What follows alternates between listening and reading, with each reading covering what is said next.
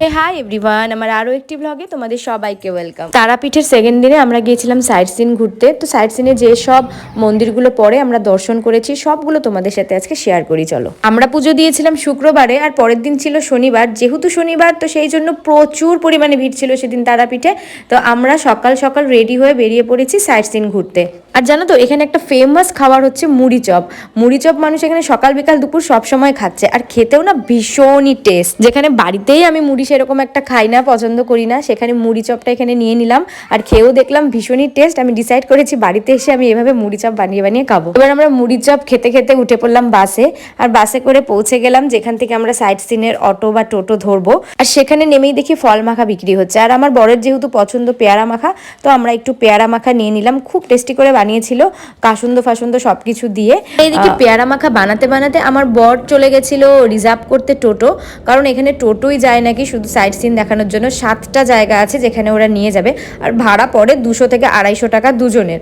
আর যদি অনেকজন থাকে তাহলে 300 টাকা 400 টাকা ওরা নেয়। তো যাই হোক, পেয়ারা মাখা খেতে খেতে আমরা বেরিয়ে পড়লাম। টোটো আমাদের প্রথমে যে জায়গাটায় নিয়ে গিয়েছিল সেই জায়গাটার নাম জানুকুণ্ডু। এই জানুকুণ্ডুর গল্পটা তোমাদেরকে বলছি আমি। আর প্রথমেই বলি যে এই যে পুকুরটা দেখতে পাচ্ছ, এই পুকুরের তলাতে মন্দির আছে। সেই মন্দিরটা আমরা আমাদের নিচের থেকে না দেখতে পেলেও উপরে যে একটা দেখতে পাচ্ছ নিশান করা আছে, তার নিচেই মন্দিরটা আছে। আর এই জানুকুণ্ডুতে নাকি নিত্যানন্দ প্রভু তার মাকে নিয়ে এসেছিল স্নান করানোর জন্য সর্বতীর্থকে আহ্বান করে।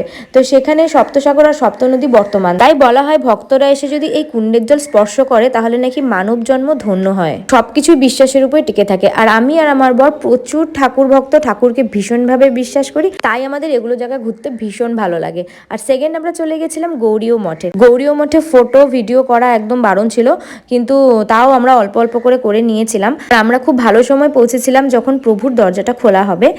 তো আমরা তার জন্য ওয়েট করছিলাম বাইরে যে কখন খোলা হবে। আর পুরোটা তোমাদের দেখাচ্ছি, দেখো। আর গৌরীয় মঠটা অনেকটাই বড়, তাই আমি ঘুরে ঘুরে সবটা দেখছিলাম। এখানে আসলে না মনটা একটা শান্তি হয়ে যায়। ভেবেছিলাম যখন দরজাটা খোলা হবে প্রভুর তখন একটা ভিডিও ফটো করব, কিন্তু সত্যি কথা বলতে এনারা এমন করলেন যে ফটো ভিডিও করা তো দূরের কথায়, ভক্তি ভরে একটু ভালোভাবে দেখতেও পারলাম না, বেরিয়ে পড়লাম। সব মন্দিরে এরকম হয় না।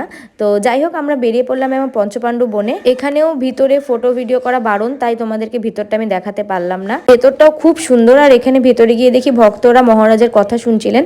আমাদেরও ইচ্ছা ছিল বসে কথা শোনার, কিন্তু আমরা পারলাম না, কারণ অনেকটা দেরি হয়ে যাবে, কারণ আমাদের আরো অনেক কিছু দেখার বাকি ছিল। তারপর এখান থেকে ফেরার সময় আমাদের চোখে পড়লো একটা জগন্নাথ মহাপ্রভুর মন্দির, খুব সুন্দর। এখানে মহাপ্রভুর প্রসাদ এখানে এভাবে পাওয়া যাচ্ছিল প্লাস্টিকে করে 50 টাকার বিনিময়ে। আমরাও দেরি না করে মহাপ্রভুর প্রসাদ নিয়ে নিলাম।